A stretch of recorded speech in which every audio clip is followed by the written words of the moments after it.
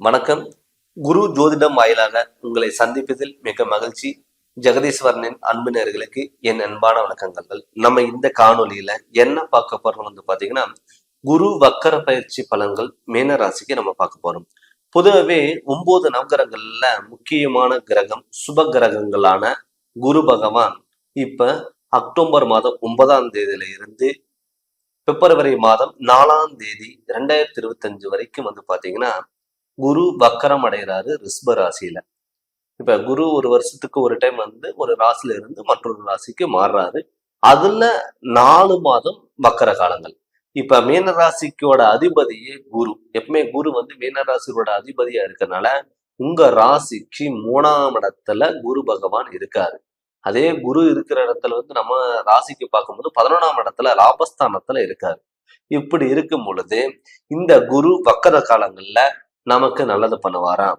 Already உங்க ராசிக்கு மீன ராசிக்கு விரைய சனி நடந்துட்டு இருக்கு. அந்த சனி கும்பராசியில வக்கரம் அடைஞ்சிருக்காரு. இப்ப இந்த காலகட்டத்துல குருவும் வக்கரம் அடைய போறாரு.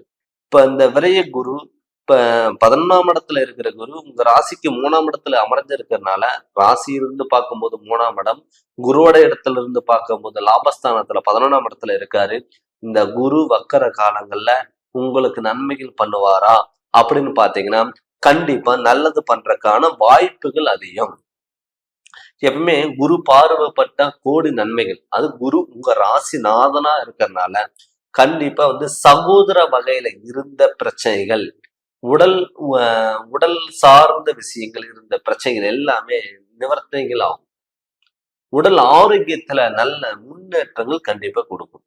நிறைய பேர் பாத்தீங்கன்னா அலர்ஜி ப்ராப்ளம், ஸ்கின் ப்ராப்ளம், தோல் சம்பந்தப்பட்ட பிரச்சனைகள் இது எல்லாமே வந்திருக்கும்.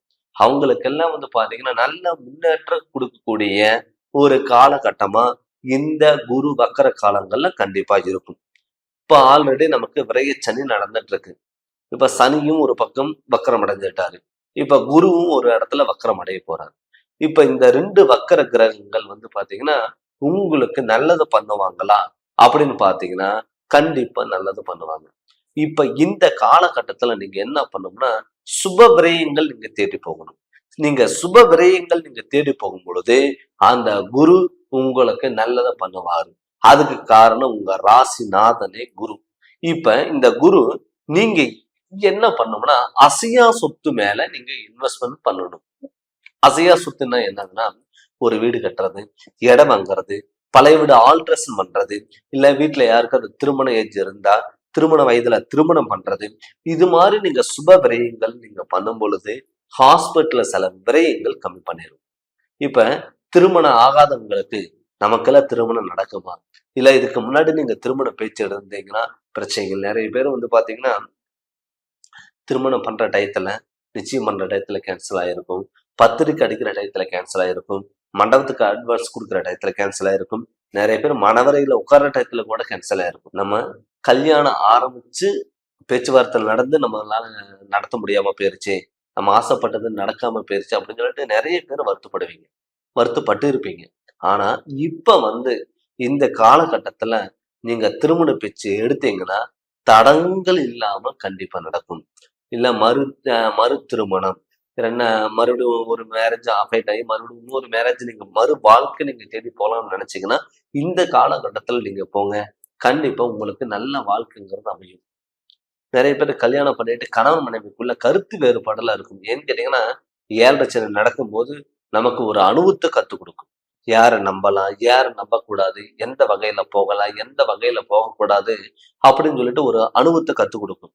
இப்ப இந்த குரு வக்கரம் அடைஞ்சனால என்னன்னா கணவன் மனைவிக்குள்ள இருந்த கருத்து வேறுபாடுகள் எல்லாம் பாத்தீங்கன்னா ஒரு சுமூகமான தீர்வா வரும்.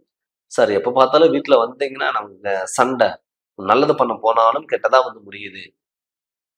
ஒரு சொம்புல தண்ணி தாங்கினா கூட பிரச்சனை, வீட்டுல நிம்மதியே இல்லை, ஏன் கல்யாணம் பண்ணணும் நான் இப்போ யோசிக்கிறேன், இந்த நம்ம டைவர்ஸ் கொடுத்துடலாம், இனிமேல் நம்ம வாழ்க்கை அந்த வாழ்க்கை நமக்கு வேண்டாம், நரக வாழ்க்கையா இருக்கு அப்படின்னு நினைச்சவங்களுக்கு எல்லாம் ஒரு நல்ல வாழ்க்கையை அமைய போகுது. ஆல்ரெடி அந்த அந்த வாழ்க்கை கஷ்ட காலங்களா இருந்தாலுமே கூட இந்த குரு வக்கர காலங்கள்ல ஒரு சுபிக்ஷமான வாழ்க்கையா நீங்க வாழ போறீங்க.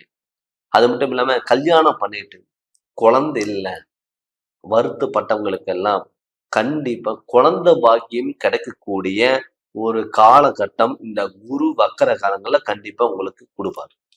எப்பவுமே ஒரு குழந்தை பாக்கியம் நமக்கு வேணும்னாவே குரு நம்ம ஜாதகத்துல நல்ல இடத்துல இருக்கணும்.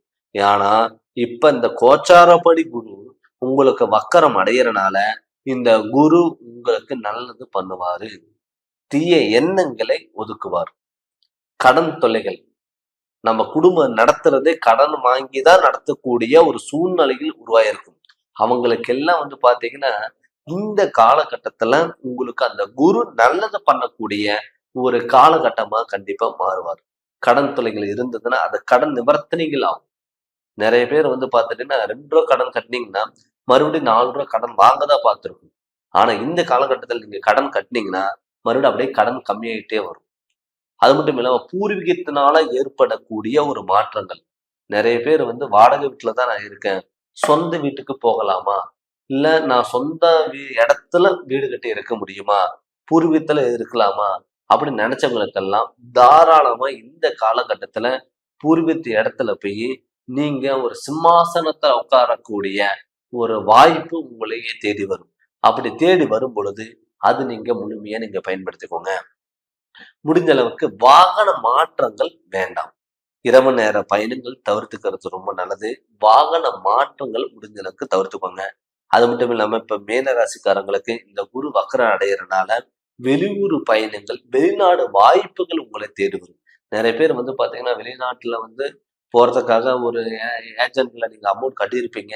அது உங்களுக்கு கிட்டத்தட்ட ஒரு 7-8 மாசமும் பாத்தீங்கன்னா தடங்களா இருக்கும். நம்ம கட்டின பணம் நமக்கு திரும்பி கிடைக்காதா, நமக்கு ஒரு வேலைக்காக நமக்கு ஜாயின் பண்றதுக்காக பணம் கொடுத்துருந்தோம், அது நமக்கு வேலை கிடைக்குமா கிடைக்காதா அப்படி இருந்தவங்களுக்கு எல்லாம் இப்ப இந்த காலகட்டத்துல உங்களுக்கு அந்த வெளியூர் பயணங்கள்னால பயனடையக்கூடிய ஒரு சூழ்நிலையில் உருவாகும். உறவு முறையினால இருந்த பிரச்சனைகள் எல்லாமே விலகும். அது மட்டும் இல்லாம சொந்த தொழில் ஆரம்பிக்கலாம்னு நினைக்கிறவங்களுக்கெல்லாம் இந்த காலகட்டத்துல அதிக சொந்த தொழில முதலீடு பண்ண வேண்டாம்.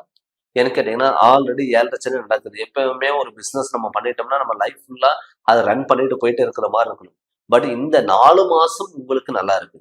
இந்த 4 மாசத்துல நீங்க அதுக்கான ஸ்டெப் எடுத்தீங்கன்னா கண்டிப்பா அது நடக்கும். அதனால இந்த காலகட்டத்தை நீங்க தவற விடாதீங்க.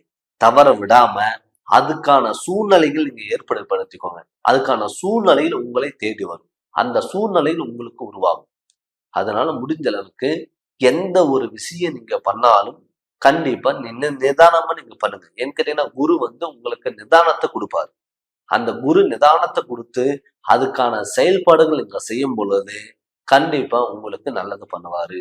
அதனால முடிஞ்ச அளவுக்கு நீங்க யோசிச்சு நிதானமா நீங்க செயல்பட்டீங்கன்னா உங்களுடைய வாழ்க்கையில நல்ல மாற்றங்கள் வரும். முடிஞ்ச அளவுக்கு யாரையும் உங்களுக்கு வந்த வாய்ப்பை மத்தவங்களை நம்பி கொடுக்காம உங்க மேல நீங்க நம்பிக்கையா வச்சு இறங்கி நீங்க பண்ணுங்க. கண்டிப்பா உங்களுக்கு நல்ல மாற்றங்கள் வரும்.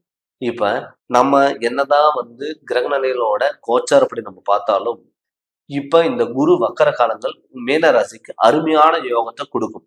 பட் நம்ம சுய ஜாதகத்துல குரு எந்த இடத்துல இருக்காரு, இல்ல நம்ம பிறக்கும் பொழுது அந்த குரு நம்ம ஜாதகத்துல வக்கரம் அடைஞ்சிருக்காரா, இப்ப நடக்கக்கூடிய திசாபுத்திகள் குரு திசை நடக்குதா அப்படின்னு உங்களுடைய சுய ஜாதகத்தினோட பார்த்து அதனோட வழிகள் நீங்க போங்க. கண்டிப்பா உங்களுக்கு எல்லாமே சக்சஸ் ஆகும். நீங்க ஜாதகம் பார்க்கணும்னு சொல்லி விருப்பப்பட்டீங்கன்னா என்னுடைய நம்பருக்கு நீங்க ஃபோன் பண்ணி கன்சல்டிங் வாங்கிக்கோங்க. கண்டிப்பா உங்களுக்கு நல்ல விளக்கங்கிறது நான் தரேங்க.